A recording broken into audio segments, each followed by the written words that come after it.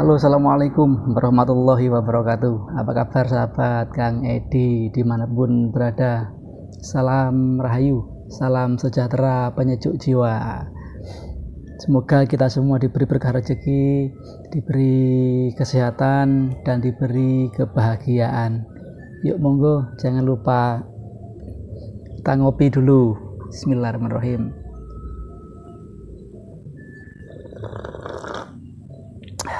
Alhamdulillah, kopi asli dari Banyuwangi. Sahabat Kang Edi dimanapun berada, untuk video kali ini sekedar cerita santai saja, pengalaman pengalaman lucu, aneh ya dibilang aneh, tapi nyata, tidak ada hubungannya dengan dunia astral dan dunia gaib ya. Jadi sahabat Kang Edi cerita kurang lebih sekitar 5-6 tahun yang lalu ya, kenal dengan seseorang ya, cukup lama juga, udah ngobrol lama santai. Beliau juga pengalaman di bidang spiritual, dan sering silaturahmi ke Alas Purwo untuk sekedar hening, untuk sekedar refreshing, untuk sekedar refresh energi, dan banyak temannya juga. Dan beliau salah satu pengikut atau murid ya di salah satu padepokan yang ada di Banyuwangi sih ya. Pada suatu saat ngobrol-ngobrol, datang kembali ke tempatnya Kang Edi, ngobrol-ngobrol santai, katanya akan mengajak beberapa rekannya silaturahmi ke tempatnya Kang Edi ya, karena waktu itu Kang Edi masih buka warung kopi. Jadi waktu itu warung kopinya sih masih bisa open sampai kadang-kadang jam 3 pagi ya, mulai jam 11 pagi siang itu ya close-nya. Kadang kita opennya sampai jam 3 pagi, kadang mau hampir subuh dulu waktu masih Kang Edi punya usaha warung kopi. Nah, pada akhirnya ya Kang Edi mengiyakan saja, karena ya hanya silaturahmi, masa tidak boleh, dan kita tidak boleh pelit bersilaturahmi. Jangankan silaturahmi ya, ibaratnya sekedar kopi aja kalau gratis ada ya. Makanya sahabat Kang Edi, silaturahmi aja pelit ya, apalagi dengan duit. Kayak silaturahmi itu banyak manfaatnya, jangan pelit dengan silaturahmi ya. Silaturahmi aja pelit, apalagi dengan duit. Sahabat Kang Edi Banyuwangi, jadi kembali ke cerita tadi, bahwa akhirnya ya sahabat Kang Edi yang dari perguruan padepokan di salah satu di Banyuwangi itu ya ingin minta izin mau silaturahmi ya, beberapa orang aja katanya, karena sempatnya Kang Edi itu malam, ada waktu yang malam ya, mungkin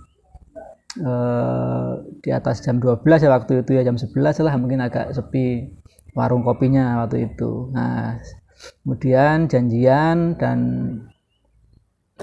datang, ternyata yang datang itu tidak hanya beberapa orang, ternyata banyak orang.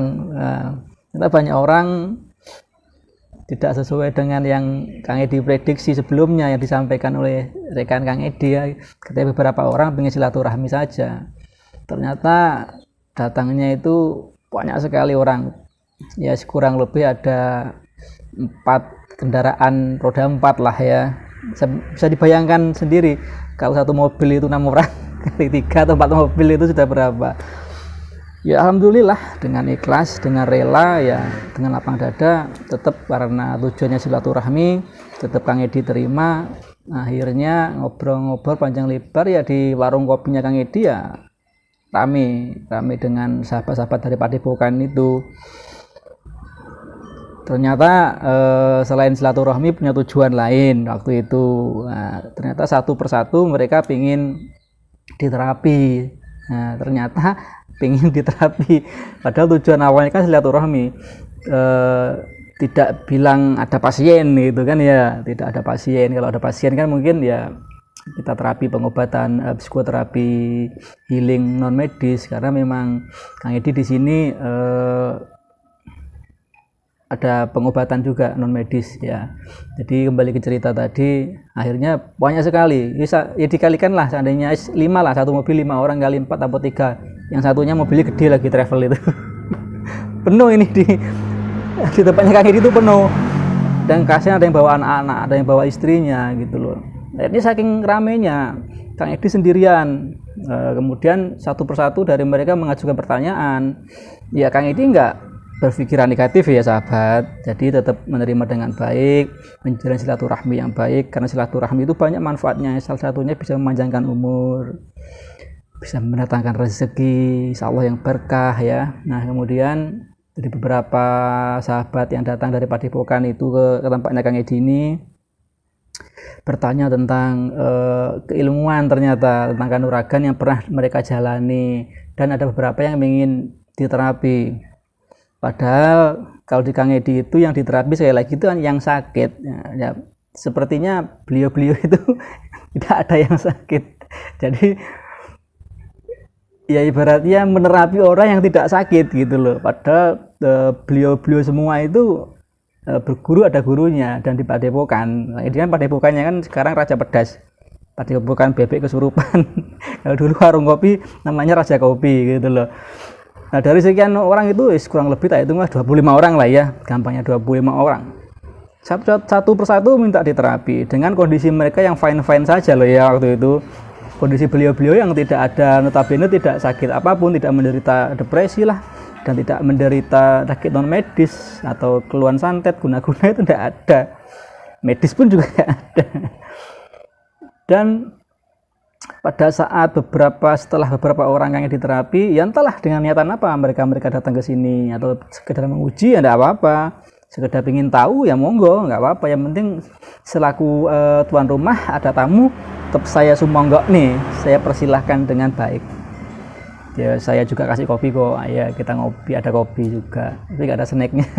Nah dari beberapa orang akhirnya ya entahlah ya, perasaan mereka mungkin mau menguji atau sekedar ngetes atau sekedar silaturahmi atau mungkin sekedar sharing, atau mereka semua minta diterapi gitu loh. Ya saling tunjuk kamu 25 orang, kondisi malam jam 11 malam, akhirnya itu sampai hampir subuh. Dan ada beberapa yang bawa istri dan anaknya itu sampai tiduran di mobilnya sana gitu loh. Kan dia kasihan. Ya entahlah, tapi sudahlah, itu kan kisah waktu itu ya, 5 tahun yang lalu, sekitar sharing saja. Jadi digerebek oleh suatu Padepokan Kang Edi ini. Nah lanjut cerita kembali, ada salah satu dari mereka, masih muda sih ya, masih bujang, belum nikah. Kebetulan saat saya pegang kemudian terkapar, tidak sadarkan diri, ya akhirnya membuat heboh seisi Raja Kopi waktu itu ya, rame. Yang ngantuk jadinya tidak ngantuk ya, sempat direkam juga waktu di video juga ya, sempat di video banyak yang istilahnya yang awalnya mungkin ngantuk udah nggak ngantuk, karena saat tangannya dipegang, bahkan tidak dipegang dengan jarak hampir 25 cm, saya di atas dadanya, saya tarik, ada energi yang saya tarik, si masnya ini ya ikut kayak keangkat itu. Nah itu yang menjadikan penasaran bagi seluruh sahabat-sahabat yang ada di Padepokan sahabat itu ya, kenapa terus kemudian saya tarik, saya buang, langsung terkapar lagi. Kemudian coba saya taruh tangan saya di atas dadanya, jarak dari mungkin 25 cm, ketarik lagi dan naik dadanya, jatuh lagi. Tambah penasaran kan rekan-rekannya itu. Kemudian setelah saya netralisirkan, saya kasih minum air putih, saya suruh santai dulu, istirahat sebentar, kurang lebih 5 menit nggak ada ya, kurang lebih segitu. Kemudian Kang Edi tanya, kenapa? Ada apa dengan sampean, Mas? Apa yang telah dipelajari? Nah, ternyata sahabat Kang Edi di sini, Kang Edi tidak menyalahkan, dan tidak memvonis itu salah, karena ya memang datang sendiri kan, bukan karepe Kang Edi, bukan karena Kang Edi yang manggil, karena mereka datang sendiri. Ternyata yang setelah mereka minta diterapi ada salah satu yang kondisinya seperti itu, reaksi seperti itu, jadi heboh, sempat divideokan. Saya tanyakan kenapa kok sampai seperti itu. Sampai seluruh badannya seperti kesetrum, panas, seperti melayang. Padahal saya nggak pegang itu, cuman saya pakai jarak 25 cm lah kurang lebih. Seperti terbang dia, ketarik gitu. Nah, setelah saya tanyakan, dulu sekali lagi Kang Edi tidak memvonis itu salah, baik atau buruk terserah sampean semua gitu loh. Jadi dulu pernah dirajah di punggungnya itu pernah dirajah, kemudian dimandikan di sungai, entah mandi seperti apa nggak paham ya, yang jelas katanya si masnya ini punggungnya pernah dirajah dan dimandikan di sungai. Tujuannya waktu itu supaya mendapat ilmu pengasihan. Nah itu. Dan sebelumnya nggak bicara, waktu si terapi itu nggak bicara, ditunjuk sama teman-temannya, ayo kamu coba depannya Kang Edi, coba ayo kamu, seperti itu aja. Ternyata bereaksi dan heboh. Ya mungkin videonya udah nggak ada, udah lama soalnya. Waktu itu HP-nya Kang Edi juga HP masih jadul gitu ya, sahabat Kang Edi yang berbahagia. Jadi itu pengalaman Kang Edi saat digerebek satu padepokan gitu ya. Dan yang lain-lainnya pun akhirnya ya setelah selesai satunya lagi satunya, selesai satunya lagi satunya, hampir subuh waktu itu selesai. Hampir subuh dengan Kang Edi sendirian. Satu orang sahabat Kang Edi bilang begini, kasihan Kang Edinya mungkin capek. Alhamdulillah wa syukurillah, la haula wala quwata illa billahil aliyyil azim. Tidak capek sama sekali Kang Edi. Justru nggak tahu ya, mata melotot seperti fresh. Tidak ngantuk sama sekali. 25 orang lebih lah, tak bulatkan 25 orang lah ya. Ditangani Kang Edi sendirian. Dari jam 11, jam 12 kurang lebih hampir subuh. Kasihan ya yang punya anak itu sampai punya istri tidur di mobil. Ini semua kehendak Yang Maha Kuasa. Itulah perjalanan. Apapun keadaannya seseorang, kita tidak boleh memilah dan memilih, kita tidak boleh membanding-bandingkan siapa mereka, siapa beliau. Kalau memang tujuannya ingin silaturahmi, kita terima dengan baik.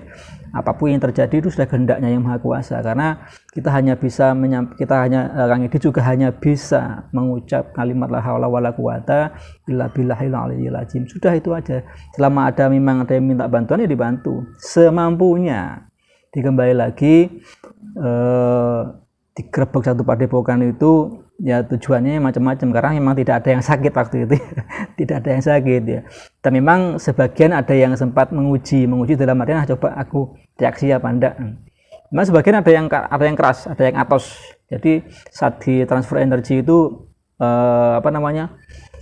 mantul mendal berbalik arah itu nggak mau masuk, jadi menggumpal aja di tangannya Kang Edi. Itu di situ bisa kebaca bahwa dia hanya nyoba saja. Jadi reaksi yang dimasukkan energi itu hanya bergumpal di sini, di punggungnya itu saya dipegang begini di punggungnya, hanya bergumpal di sini, dan itu panas sekali dan tidak mau masuk.